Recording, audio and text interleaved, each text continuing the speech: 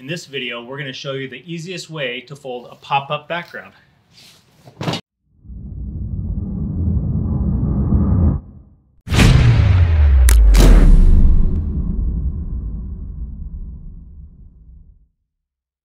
Pop-up backgrounds are incredibly useful because you can take them anywhere you want to go and turn any space into your studio. They're really easy to set up and use, but they can sometimes not be so easy to fold down. So I want to show you two ways to fold down a pop-up background. This first way is by far the easiest. So what you're going to do is you're going to take the top end and you're just going to lay it on your hip like this. And with both hands, you're going to grab both top corners.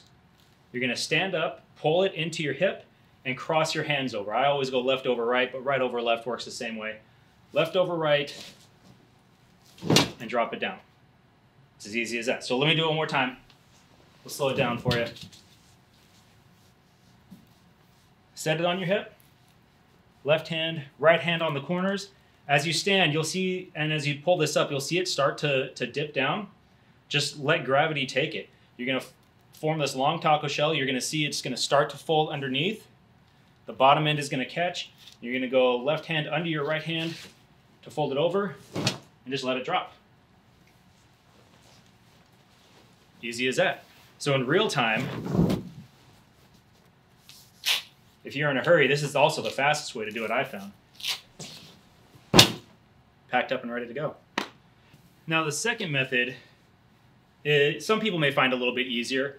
This can be a little bit wide and sometimes reaching the corners can be difficult. So what you do on this method is grab the top with your right hand or left hand, whichever you prefer, and then you set your other hand, put it in the middle. And you're going to kind of push down in the middle, and you're going to form the same taco shell shape as we did before, except it's going to be shorter. It's not going to be as long. And what you're going to do is with the top and the bottom in each hand, you're going to flip it up, let the bottom catch on the floor, and then I like to take my left hand and pass it under, right? Let go of it and grab the bottom loop. And you just pick it up and it folds in on itself.